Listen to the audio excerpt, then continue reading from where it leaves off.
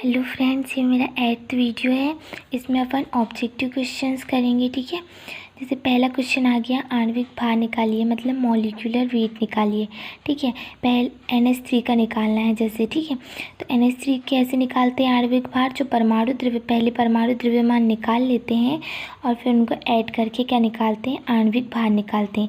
जैसे यहाँ पर NH3 है तो नाइट्रोजन का परमाणु द्रव्यमान 14 हो गया और हाइड्रोजन का परमाणु द्रव्यमान तो एक ही होता है, पर यहाँ 3 हाइड्रोजन है तो ये 3 हो जाएगा। तो 14 + 3 क्या हो गया? 70 U।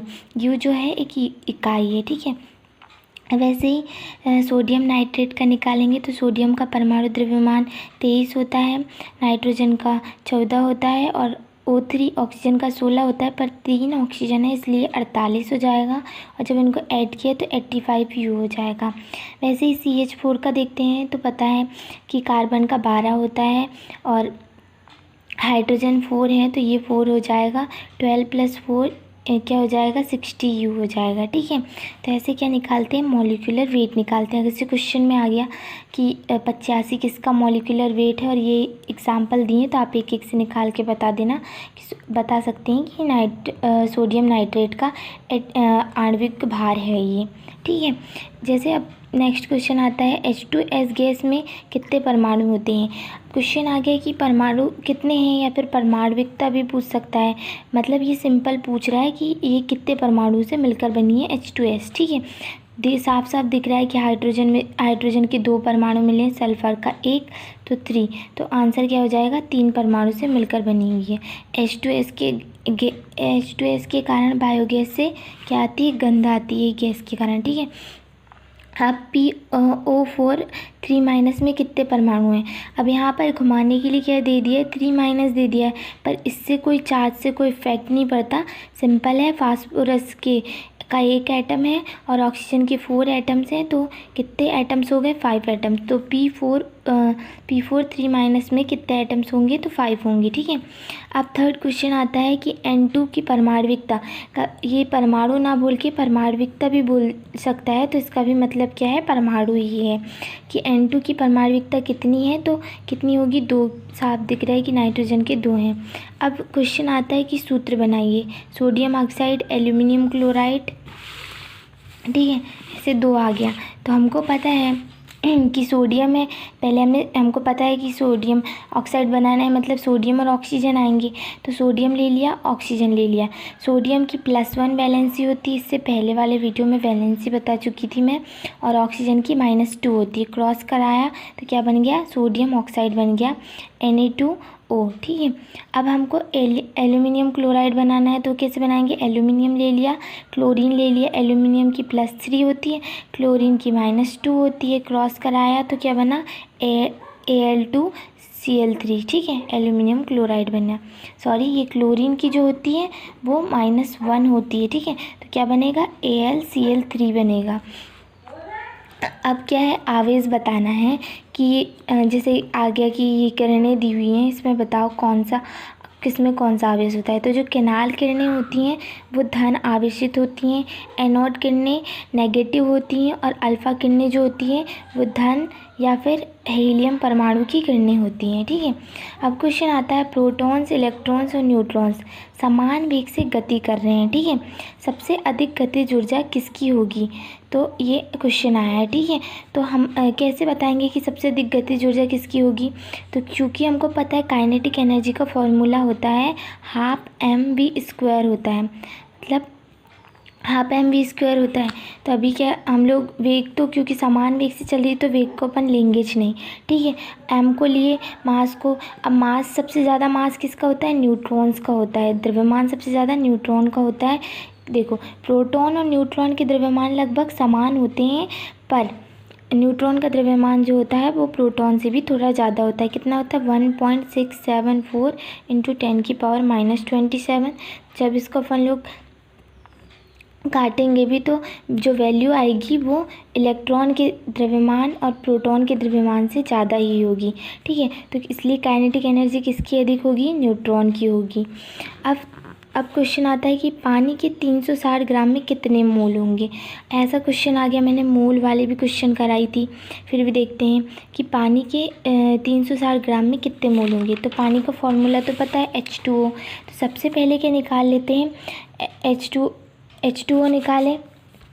H2O का आणविक भार निकाल लेते हैं, मॉलिक्यूलर वेट, ठीक है। तो हाइड्रोजन का 2 हो गया, ऑक्सीजन का 16, तो कितना निकल गया, 18 ग्राम निकल गया, ठीक है। अब हमको पता चल गया, अब 1 मोल का पहले निकाल लेते हैं, फिर 360 ग्राम के लिए निकालेंगे। तो हमको पता है 1 मोल में 18 ग्राम होते हैं, मतलब जो इसका आणविक भार आया वो 1 मोल के बराबर होता है, ठीक है। तो 1 मोल में 18 ग्राम होते हैं, तो 360 ग्राम में कितने मोल होंगे। तो 360 से 18 को डिवाइड कर दिए तो 20 मोल आ गए, मतलब 20 मोल में कितने ग्राम होंगे, 360 ग्राम होंगे, ठीक है। अब नेक्स्ट क्वेश्चन, प्रोटॉन की खोज किसने की थी। तो ई गोल्डस्टीन ने की थी, ठीक है। फिर नेक्स्ट क्वेश्चन, नाभिक का आकार होता है। तो नाभिक का आकार होता है 10⁻15 मीटर होता है, ठीक है। ये क्या होता है, नाभिक का आकार होता है। अब एक एलिमेंट, एक तत्व दिया है, ठीक है, वो वाय है। एक तत्व दिया है जिसका परमाणु संख्या 89 दी हुई है और जो परमाणु द्रव्यमान है 231। मैंने इससे पहले आपको समस्थानिक को संभारित बताई थी, उसमें बताई थी कि जो नीचे दिया रहता है वो परमाणु संख्या होती है और ऊपर जो दी होती है वो मतलब द्रव्यमान संख्या या परमाणु का द्रव्यमान होता है, ठीक है। में क्या दिया है, प्रोटॉन्स, न्यूट्रॉन तथा इलेक्ट्रॉन की संख्या है। इसमें हमको बताना है कि प्रोटॉन की क्या संख्या है, न्यूट्रॉन और इलेक्ट्रॉन की क्या संख्या है। देखो, परमाणु क्रमांक मतलब प्रोटॉनों की संख्या, तो प्रोटॉनों की संख्या 89 हो गई और परमाणु द्रव्यमान मतलब होता है प्रोटॉनों की संख्या धन न्यूट्रॉनों की संख्या, जो कितना दिया है, 231 दिया हुआ है। तो हमारे पास प्रोटॉनों की संख्या तो है 89 प्लस न्यूट्रॉनों की संख्या इक्वल्स टू 231, ठीक है। तो क्या आ जाएगा, 142। तो न्यूट्रॉनों की संख्या क्या आ जाएगी, 142 आ जाएगी। तो ऐसे ही प्रोटॉन कितने होंगे, प्रोटॉनों की संख्या 89, न्यूट्रॉनों की 142 और इलेक्ट्रॉनों की संख्या 82, ठीक है। ऐसे क्वेश्चन बहुत आते हैं।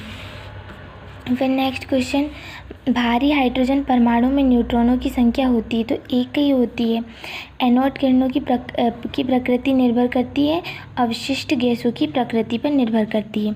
अब फिर वैसे ही क्वेश्चन, एक और क्वेश्चन आता है कि द्विसंयोजी धातु दी हुई है, M2+ के लिए इलेक्ट्रॉनिक विन्यास दिया हुआ है। एक द्विसंयोजी धातु है M2+, ठीक है, उसका इलेक्ट्रॉनिक विन्यास दे दिया है जब उसने अपने 2 इलेक्ट्रॉन क्या किए हैं, दिए हैं, तब की कंडीशन में दिया है कि 2, 8, 14 दिया है और इसका परमाणु भार क्या दिया है, 56U दिया है। तो इसके नाभिक में न्यूट्रॉनों की संख्या बताना है। देखो, जब M2+ था तो 2, 8 और 14 ये ऐसे इलेक्ट्रॉन रहे होंगे, ठीक है। अब इसको हमने जब 2+ ना लेके अब सिंपल M रहा होगा तो कितने रहे होंगे, ऐसे रहे होंगे 2, 8, 8, 8 ऐसे। अब आप पूछेंगे कि 2, 8, 18, 32 के फॉर्म में क्यों नहीं भरे, तो क्योंकि अष्टक नियम लगता है, इस कारण से पहले 8, 8 इलेक्ट्रॉन भरते हैं, ठीक है। तो कितने इलेक्ट्रॉन रहे होंगे, जब इसने अपने 2 इलेक्ट्रॉन्स नहीं दिए होंगे तो तब कितने रहे होंगे, इसके पास इलेक्ट्रॉन 26 रहे होंगे। 2 इलेक्ट्रॉन देने के बाद इसका इलेक्ट्रॉनिक विन्यास ऐसा रहा होगा, ठीक है। तो इलेक्ट्रॉनों की संख्या बराबर प्रोटॉनों की संख्या, तो प्रोटॉन हो गए 26। अब परमाणु भार 56 दिया हुआ है, तब अपन न्यूट्रॉनों की संख्या इजीली निकाल सकते हैं। तो protons plus neutrons equals to 56U, ठीक है। प्रोटॉन दिए 26 प्लस न्यूट्रॉन बराबर 56U, तो न्यूट्रॉनों की संख्या क्या आ गई, 30। तो न्यूट्रॉनों की संख्या क्या होगी, 30। जब आपको क्वेश्चन में ऐसा दे दे M2+, तो आप हमको तो पहले वाले इलेक्ट्रॉन कितने हैं ये जानना है ना, देने के बाद नहीं जानना है। तो हम पहले निकाल लेंगे, M2+ दिया है मतलब पहले कितने रहे होंगे वो निकाल लिया अपन ने, ठीक है। मतलब दो इलेक्ट्रॉन अब यहाँ ऐड कर दो, मतलब 16 रहे होंगे ना, ठीक है। यहाँ पर 16 आते, ठीक है, अगर से 2 इलेक्ट्रॉन नहीं देता। तो ये देखो, ये 2, 8, 8, 8 में ऐसे इसको लिख सकते हैं, ठीक है। अपन 26 इलेक्ट्रॉनों को ऐसे भर सकते हैं, ठीक है। तो ऐसे निकाल सकते हैं न्यूट्रॉनों की संख्या। उसने सिर्फ घुमाने के लिए M2+ दिया हुआ है। अब नेक्स्ट क्वेश्चन आता है, निम्न अभिक्रिया न्यूट्रॉन की खोज से संबंधित है। यहाँ पर ढेर सारी रिएक्शन दी होंगी आपको बताना है कौन सी अभिक्रिया न्यूट्रॉन की खोज से संबंधित है। तो मैंने वो तो नहीं लिखा है, पर ये वाली जो रिएक्शन है ये न्यूट्रॉन की खोज से संबंधित है। ठीक है, तो आप इसको याद कर सकते हैं। 4Be9 2He4 6C12 plus ON1। ठीक है, 80 परमाणु भार वाले एक परमाणु का इलेक्ट्रॉनिक विन्यास निम्न दिया है। परमाणु भार अब 80 दिया है, उसका इलेक्ट्रॉनिक विन्यास ऐसा दिया है 1s2 2s2 2p6 3s2 3p6 3d10 4s2 4p5। ठीक है, इसकी परमाणु संख्या और नाभिक में न्यूट्रॉनों की संख्या होगी बताना है।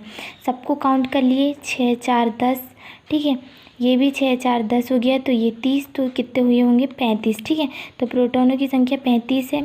प्रोटॉन्स प्लस न्यूट्रॉन परमाणु भार दे चुका है 80।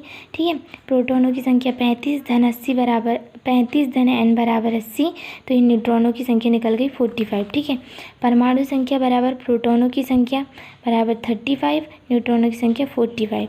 तो आंसर क्या होगा 35 और 45, जिसमें 35 प्रोटॉनों की संख्या और न्यूट्रॉनों की संख्या 45 है। ठीक है, लास्ट क्वेश्चन है, निम्न में से कौन ऐसा एक्स किरणों का गुण नहीं है? तो वो ये है कि यहाँ पर ढेर सारे दिए होंगे 4 ऑप्शन, तो आपको बताना है कि अगर से उनमें ऐसा दिया हो कि ये विद्युत तथा चुंबकीय क्षेत्र में विक्षेपित हो जाती हैं, तो ये एक्स किरणों का गुण नहीं होता है। ठीक है, थैंक यू।